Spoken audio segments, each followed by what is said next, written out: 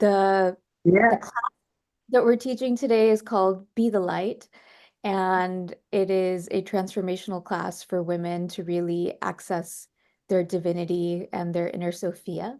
We're going to be starting off with a meditation to invite everyone into the sacred space, inviting in the spiritual hierarchy,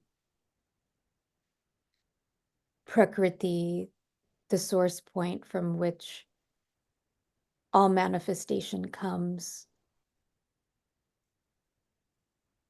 Sophia, the Be the Light team, and your higher self.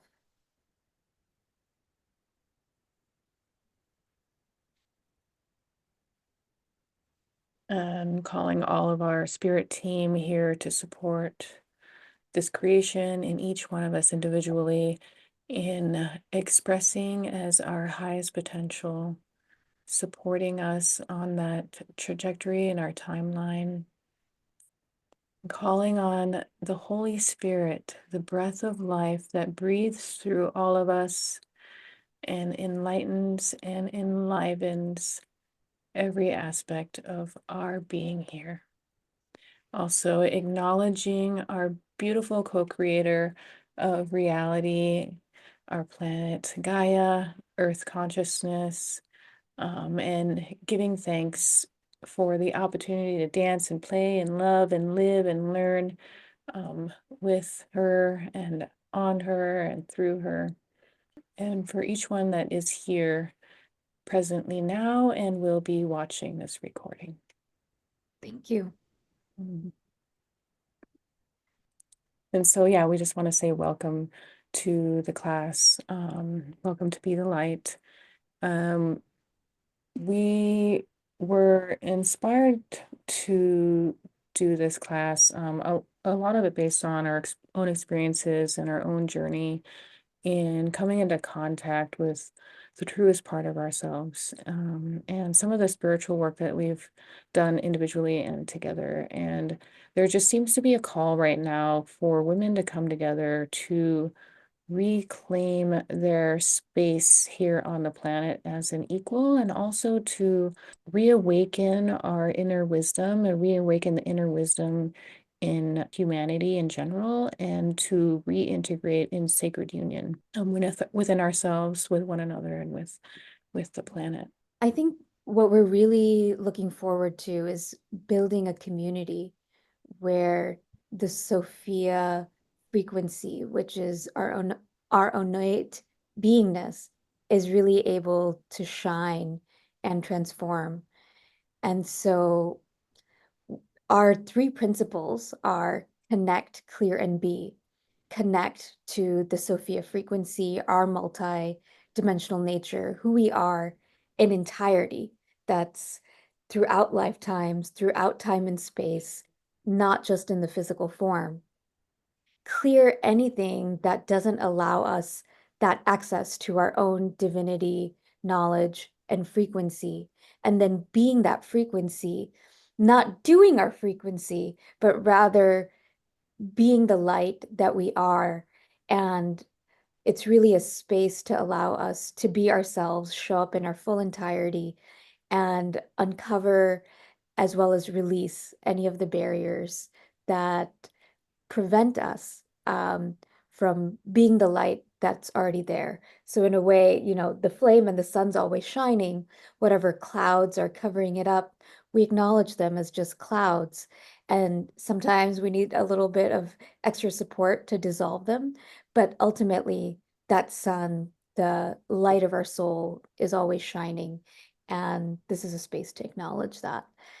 And, I know Angelica and I both have had deep stories of transformation and growth in terms of uncovering that light.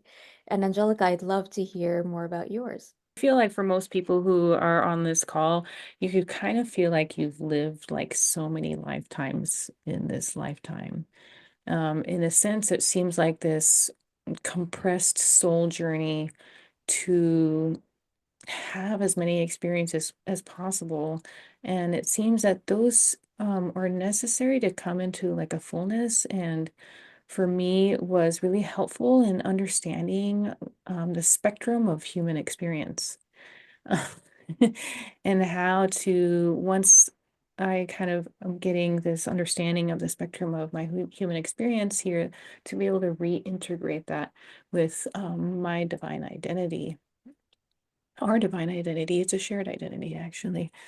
And so, yeah, I was born in the Philippines. My mom is Filipino. My dad was in the military.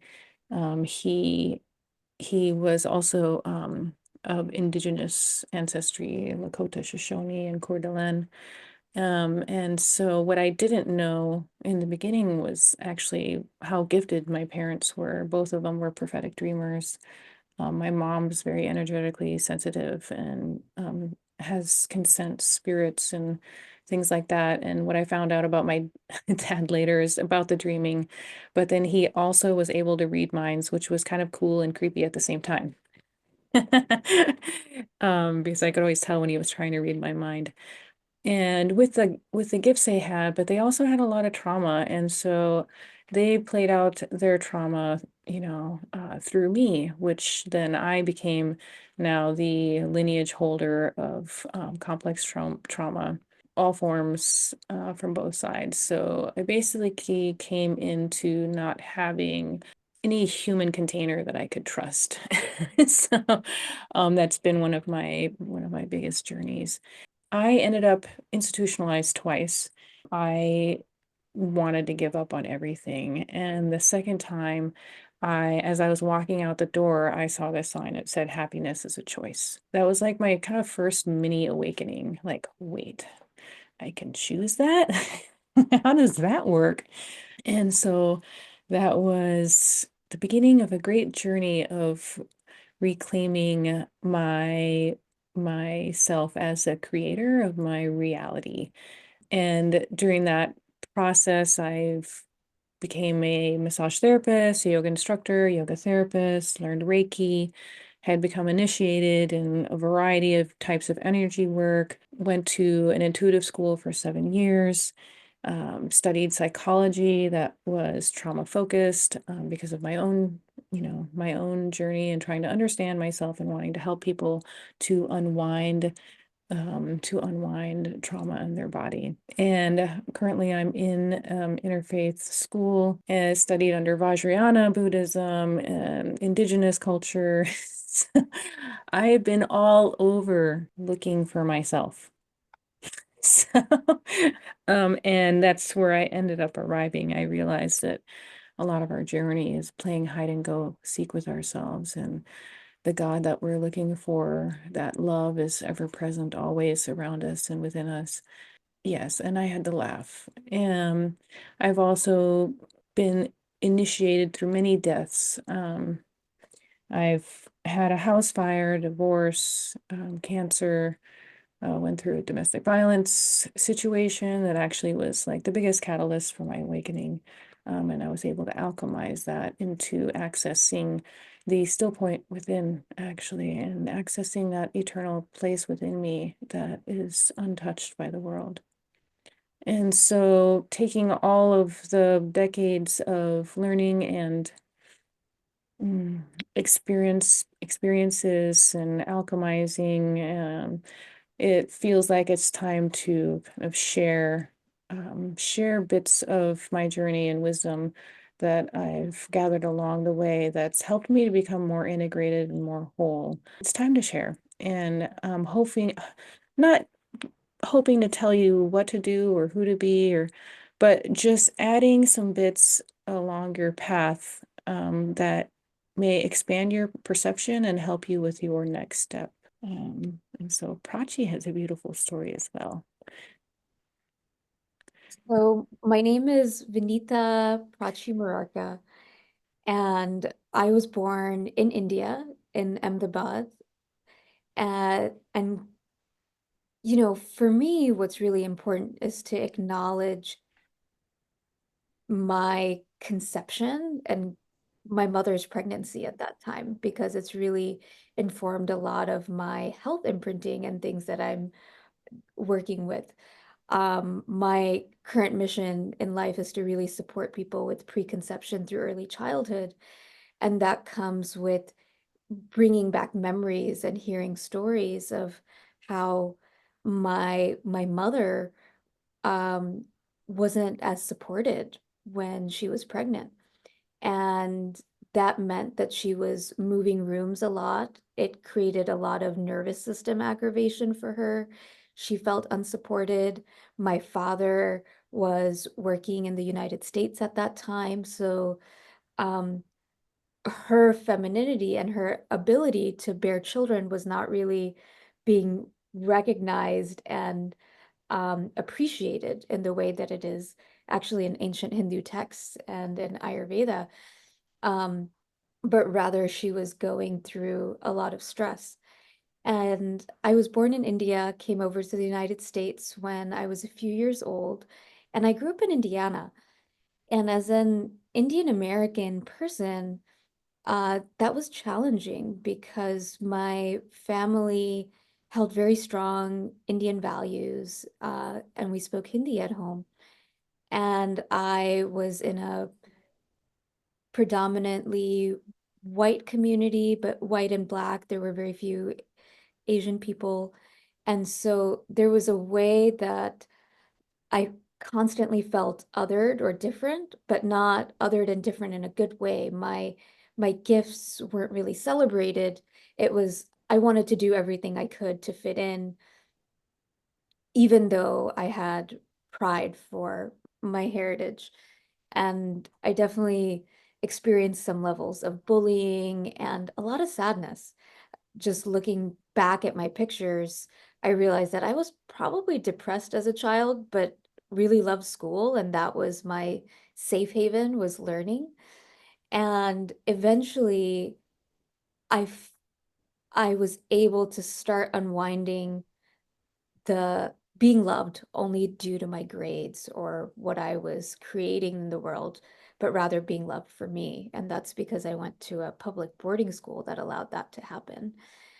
Um, During college, I started experiencing PTSD. I went through a breakup and I had memories of trauma, sexual assault that I'd experienced as a child surface up. And that led me to deepen my work in Vipassana, Buddhist meditation, and go into somatic and somatic understanding and healing from the inside out rather than create systems change and look at being of service out in the world through doing me back to my own body. And I think that was really the integration and jumping off point for my spiritual journey. I met my guru Amma soon after, and then that called me back to India, where I was living as a monastic, um, a brahmacharini kind of by choice, and traveling throughout India, learning from different teachers because I wanted to get out of suffering, but also I was extremely inspired by the Buddha and Amma and their stories of enlightenment and knowing that there's a stabilization of consciousness, of joy and bliss that's possible. So I realized that this was a deep dive of discovery as well as, you know, compelled by the need to resolve complex trauma and PTSD. And through my relationship with Amma, with a mystery school that Angelica and I both went to, celebrating life ministry, where both of us are students, the connection to God and spirit has become paramount. And Mhm. the stories, the tools, the techniques um, have have really created a foundation of peace. And one more thing I wanted to add, I went through a major car accident.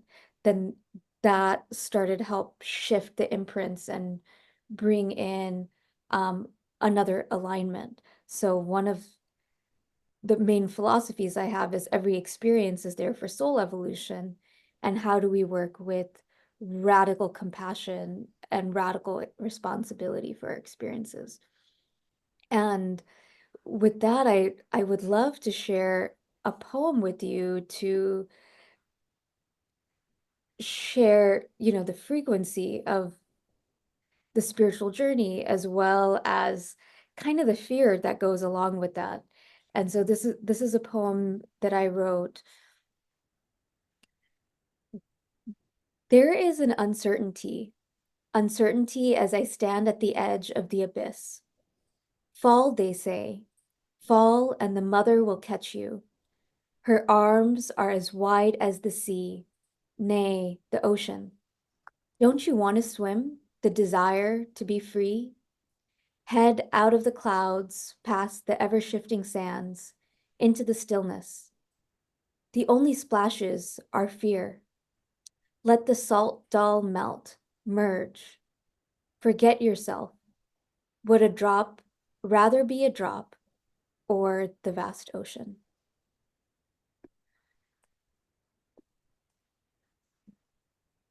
And in this beingness of shifting from being a drop to being a vast ocean, we have a call to restore what was forgotten within us and within the world, which we can call Shakti, we can call Sophia. In my experience, and something that Angelica and I have noticed through some of the studies that we're doing also, is that the Sophia, the divine wisdom of femininity, being, nurturance, coding that is innate within us, that was hidden away and taken away for millennia. Mm. And we went into cycles of oppression and I want to say doing, but it's been this cycle that hasn't acknowledged the beauty of of the feminine form as well as the inner feminine, which is really moved by love. And in many, many traditions, the female form has been seen as a detriment to enlightenment. Um, that's been present in Hinduism, in Buddhism. Most of the religious leaders that we see are male. And so there's been a way that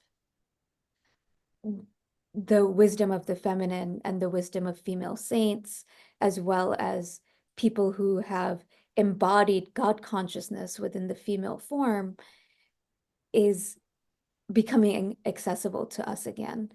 And this became really real when Angelica and I, we were working through some trauma. I had a traumatic experience come up. I called her for support. And as we were processing and alchemizing what was coming up for me, we were called back to Jesus's crucifixion in Golgotha. And it was a very interesting meditation and a portal where we went deep into experiencing some of the mysteries of Golgotha, which was releasing the prisoners, the elementals, many beings that were stuck in between. And at the same time, we were called to reclaim the Sophia at that time, the stories of Magdalene, Mother Mary, and the love that they had, as well as the wisdom that they had. And what I noticed is as soon as we did that energetic work and the reclamation of the energy at the time of the crucifixion, within our ministry, people started sharing stories of female disciples, which weren't really present within that organization. And so soon after that, I also saw within a Hindu organization I'm a part of, they released a book on the Devis and female disciples.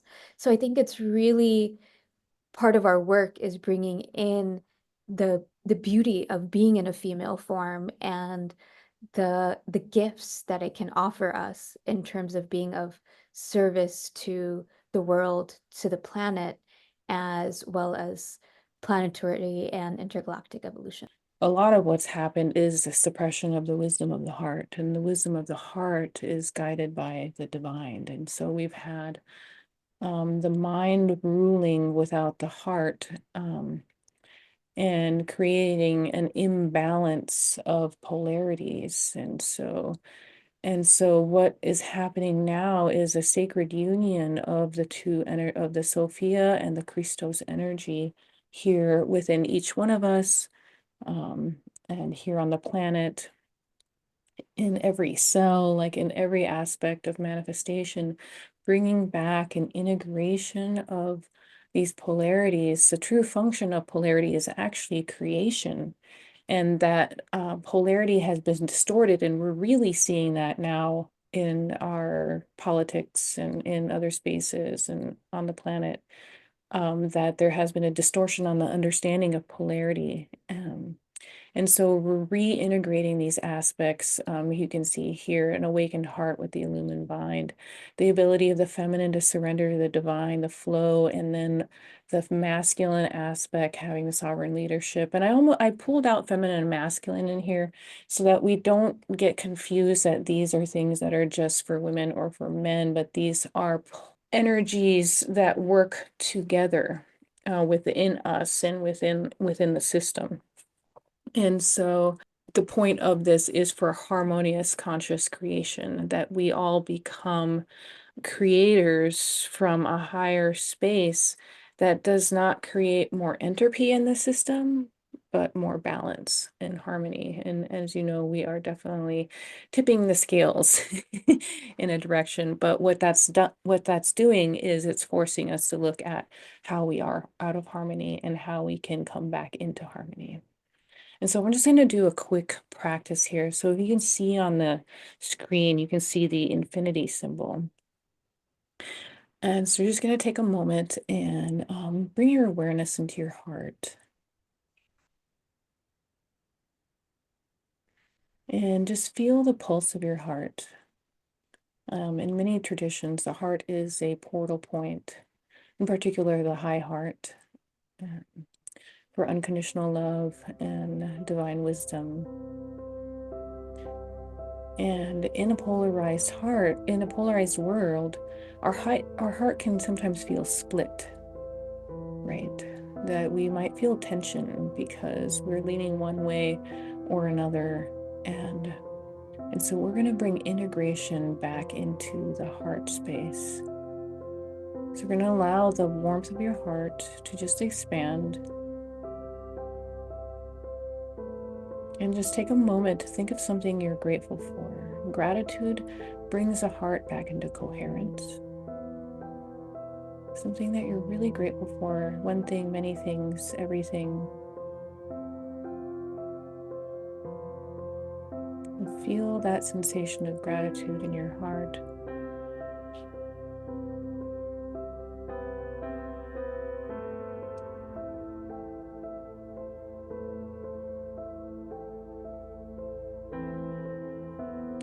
And now we're going to imagine a golden and light infinity symbol that is going to go around the left side and through the center and around the right side. And we are creating an infinity symbol of golden light, the right side and left side of the heart, with the center point being the divine portal access. We're going to just let that golden light draw an infinity symbol, and you're going to follow that with your breath, allowing your breath to be even on the inhale and exhale at your pace that's comfortable.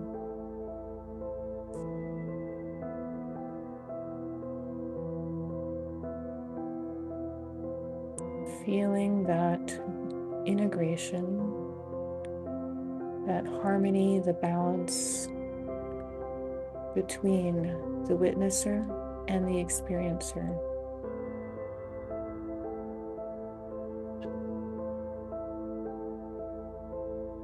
Flow and structure.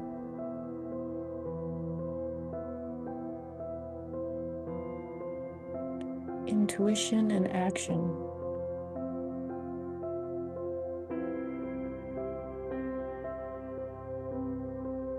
an awakened heart, an illumined mind.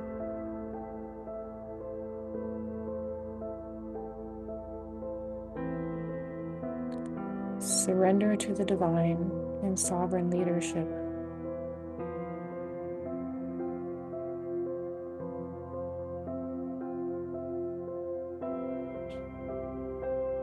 The unseen mysteries and revelation.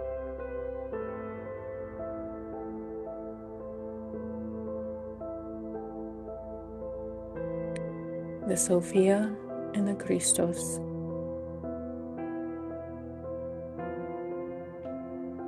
These two aspects of the manifest world of creation working together harmoniously.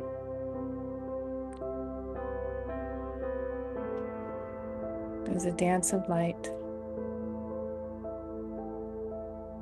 And while you're in that integration, just allowing that infinity symbol to continue to work for you. I'm going to read a little something.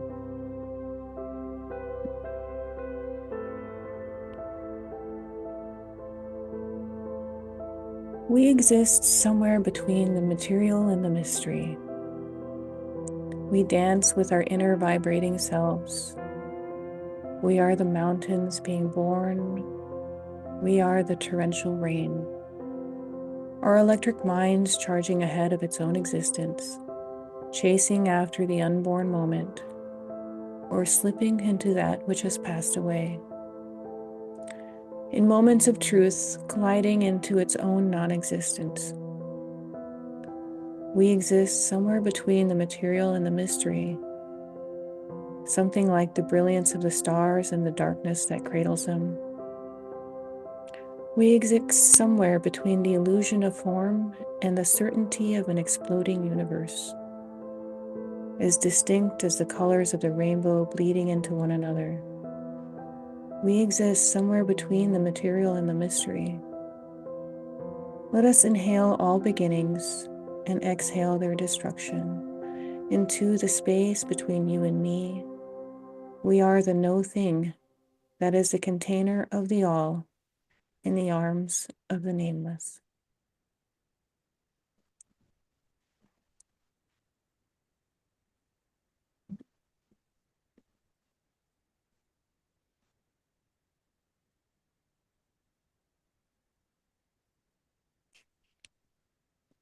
So when you feel ready, you can open your eyes.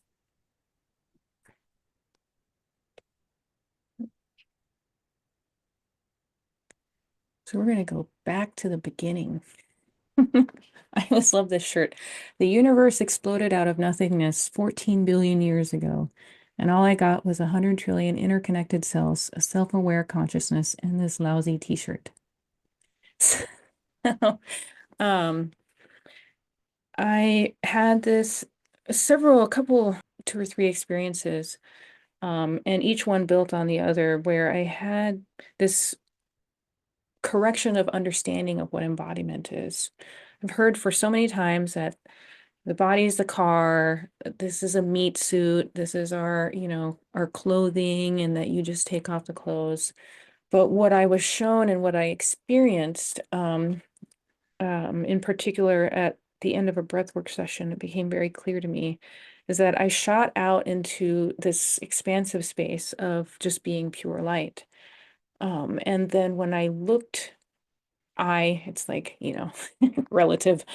What I experienced was my body was was part of this continuous expression of this light, and that the body is actually expressed from our consciousness, and that it's not this thing that, we're not smashing our spirit into a tin can, that is actually this beautiful expression of a larger identity of what we are, or coming from us, the field of light, the one consciousness, the one source. And so that really changed everything for me. Like, it corrected a lot of ideas around this body being split off from spirit. This is where Prachi can kind of talk about the Hindu philosophy on consciousness entering into material world. Yeah, so within Sankhya philosophy, there's a concept of Purusha and Prakriti, where Purusha is that nothing space where the quantum field is just about to emerge. And then from that field comes Prakriti, which is form or the matrix beginning. So it's kind of like the nirvana space to the Brahman space where I'm sharing some of these concepts, but I'm still, integrating them because they're really, really big. But this, within Prakriti coming, there's the mind that gets created, the wisdom body, and all of our senses. And it all comes from the same point. So when Angelica's talking about Prakriti, if we connect to the origin of the matrix from which the mind, the physical body, all the senses, all of our actions come, then we're going back to this place that is pure consciousness, which has given rise to our body and our form. And if you look at this diagram, there's a noticing that everything is divine, that it's all coming from the place of God. Nothing in form is without purpose, without energy. All of it is a holographic imprint of consciousness. And I think that's one of the things that we're really exploring and coming back to.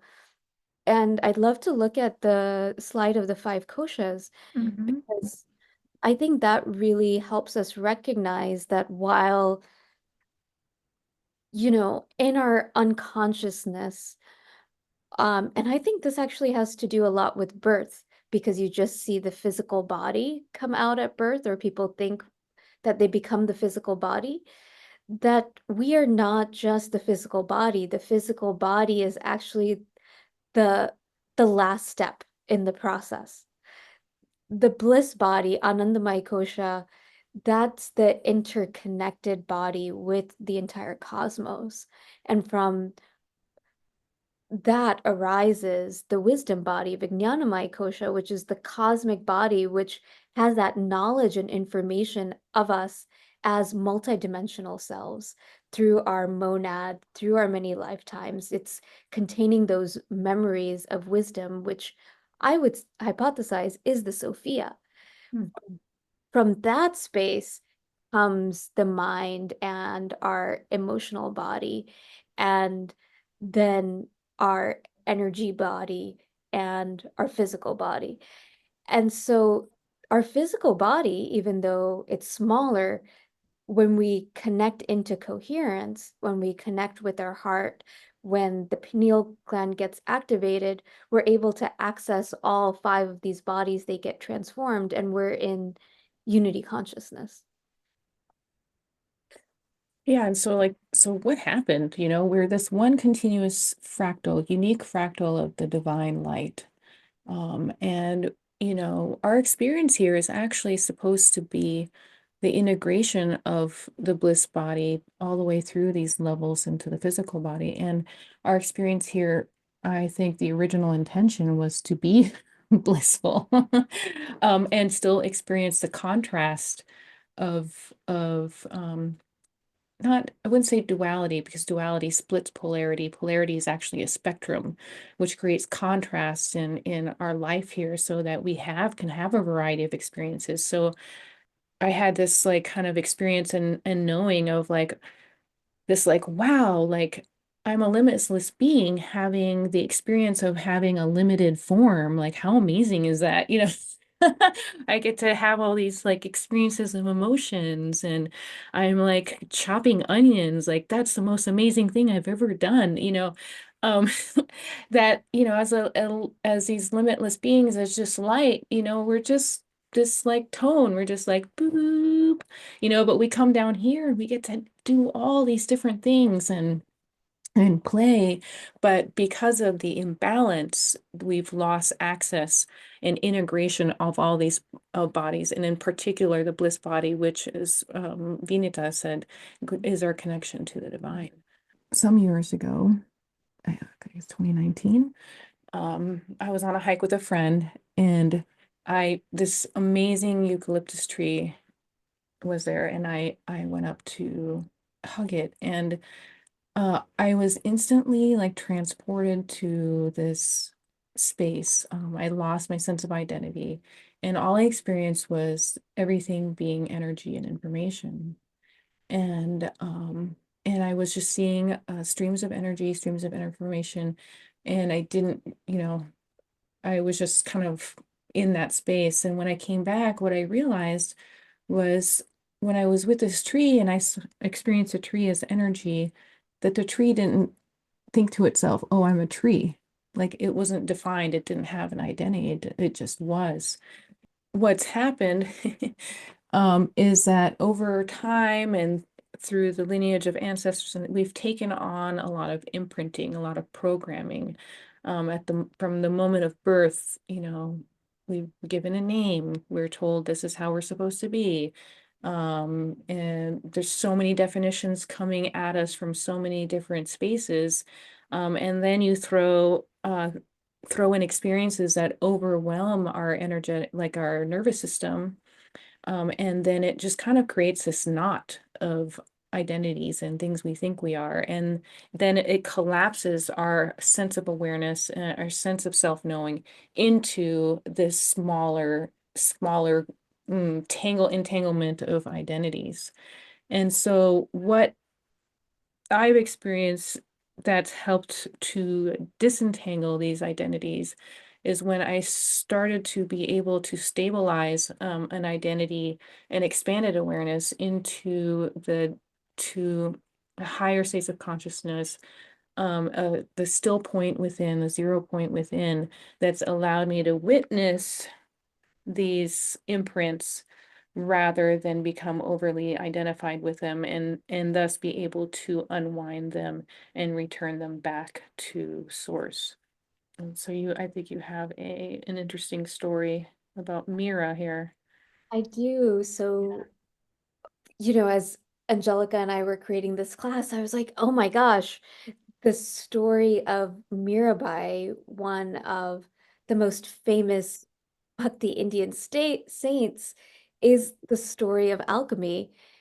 And so I'd love to share a little bit about her, where Mira was a princess who became a queen, and she had such an immense love for Krishna that instead of doing her queenly duties as much or householder duties, she used to be in ecstatic rapture and bliss and be chanting Krishna's name all the time. She would see him appear to her, and her loyalty was to God, was to Krishna before it was to materiality. And this caused issues, this caused issues for her husband, who was like, you love God more than you love me, and that's not really great for an unenlightened king's ego, I would say. And I remember. welcome. I'm sharing the story of Mirabai. So for the unenlightened king, the unenlightened masculine, that was a total threat. Her level of devotion and her level of love and her rapture. And so she was she was tested in many ways. Um, there were many attempts on her life, and one was poisoning her. So she drank this poison, which she knew was poison, but in her consciousness, everything was Krishna. So as she drank that poison, even though it would have killed anybody else, it became nectar. It became a source of God's love for her. And she was able to not only live, but still be in ecstasy with drinking that poison. And I thought to myself, especially in working as a trauma-informed therapist in terms of yoga therapist, counselor, Ayurvedic doctor, it's really important to recognize trauma and the impact of trauma, but also not to get identified within that knot that Angelica was talking about and identify ourselves with the traumatic experience or the poisonous experience that took our consciousness away from the divinity that we are and the power that we have, but rather shift our perception of that experience as a gift from the divine. And if we have that within our consciousness, then that poison's not going to impact us in the same way, and we're not going to become at the effect of materiality and that poison into our consciousness, but rather we're acknowledging that it's divine, that it's a part of experience, that everything is a unified field. And then when we're in that place, it doesn't affect us. And, as we're sharing this, there's been glimpses, right? I've had glimpses of this experience. Angelica has had glimpses of this experience. And it's not to say, oh, we're totally stabilized in it. That's what Mm-mm. he is for, where this is an opportunity to really explore these concepts where we're coming out of this space where we're identified and knotted up with trauma, and that's where our energy is, to being identified with the divine and our multidimensional nature, and being able to put trauma and all of our experiences within a context of evolution and as actually an expression of our power and divinity, even if they're uncomfortable, even if they cause us to diminish ourselves. But what is this an opportunity for?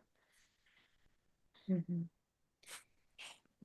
I think we'll do the expanding the space practice within the meditation so we can move forward. So part of what we're doing here and the reason why this work is important is because there is a pattern or programming that's currently running that has created a distortion in polarity that makes polarity oppositional. And in nature, polarity is not oppositional. That works together. It comes into harmony, that there's a balance. And in fact, when this false idea of polarity being oppositional happens, and we try to and in reaction create from that space, we're actually creating more entropy in the system. And because the system is not designed to hold entropy, it will kind of, let's say, fold into itself as a way to try to come back into harmony. Now, what we're working towards now is to coming back into balance where the polarities work together. And when the polarities work together, something new can arise. And we're moving towards a holistic view rather than a separated view where matter is separate from spirit, but rather matter is now an expression of spirit, which then allows us to reclaim our sovereign creative capabilities in this material world. And so rather than reacting to life, we respond to life and we become conscious creators. So there's a big call to not engage in the old grid, and that we need to focus on the new grid, this new grid of balance, of harmony, of a holistic perspective. And so here I have this image on the right of I had this vision that there is a group of people, and we all heard of this whole like the new earth, building the new earth. And that from our heart space, when we're vertically aligned, we are horizontally manifesting a new grid on this planet.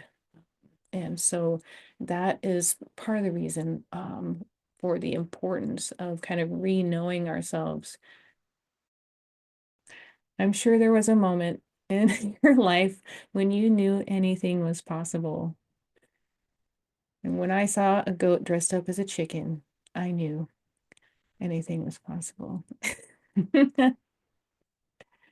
And actually, I had the experience of having a car accident, and I started experiencing whiplash kind of take over my body.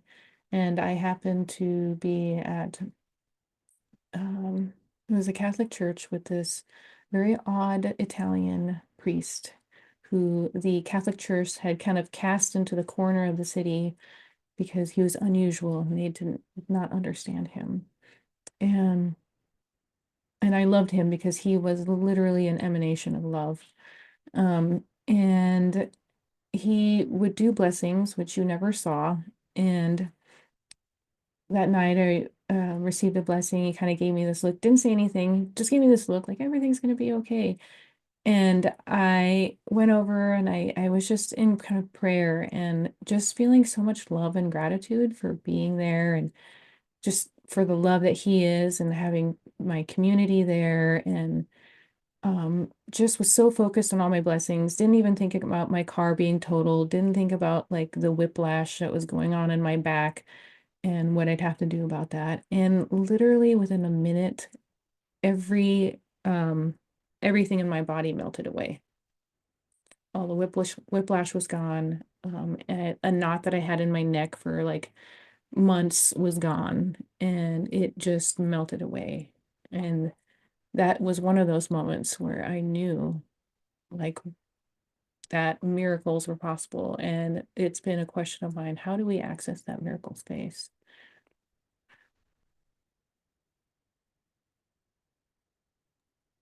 And I think one of the ways that science is helping us access and know about the miracle space is through Joe Dispenza's work, which is regarding coherence, where there's heart and mind coherence, where we're moving out of energies of frustration, anxiety, disbelief. Really, it's moving out of the energies of disconnection to strong connection with our heart and our mind. And with a strong intention connected with a coherent field, then that can create miracles. And one of the studies that I love so much is from the Transcendental Meditation movement around um, creating coherent fields for entire communities, where there were tests done with the square root of a population, and this was in DC, sitting together and meditating. And with their meditation, when they were meditating, crime rates basically reduced to zero. There were no murders, there were no robberies. There was this coherent field of connection where people could feel that ripple effect in the area and they were able to attune to their own divine natures. So, in that way, when each of us goes into a state of coherence, does work or play or being to access our own divinity through the heart, and we have an intention for service, whether it's to have more peace, bring more joy, bring more love, with that intention alone, we're changing the matrix, we're changing the field, and we're creating more coherence where everyone on this planet and actually multi even outside this planet, because that's becoming really, really clear to me, has access to that same coherence and peace within themselves, which creates a peaceful planet, which makes all of our lives better. And I think in a scientific way, that's the wisdom of Sophia, that it's this coherent wisdom of being a frequency of love that gets emanated out and creates transformation, not through actively doing outside, which is also important, but rather a coherent state of the wisdom of one's own truth, which is that we are divine. Yeah. Yeah, so what's coming to me right now is just to um kind of when we say be the light, we're not saying like, oh, darkness, boo, like um in this material kind of like manifestation here, we have contrast and we've created contrast so that we can have an experience. And like there is like the night sky and the light that shines in the night sky. And if we didn't have a dark sky, we wouldn't be able to see the sun or we wouldn't be able to see the stars. And so darkness in relationship to our soul evolution, our growth, and our remembering who we are as divine beings having this experience here. Darkness really means anything that we've hidden from ourselves, hidden from our own consciousness, and anything operating outside of the light that actually creates that kind of sense of separation. And so as we bring more of the light of our consciousness, we begin to unearth these things that are in the shadows, and are able to return them and reintegrate them back into our divine essence, and so that we can embody more of the truth of who we are here. And so that just felt like an important kind of distinction here, that we're not making darkness or evil a thing. There's no opposition.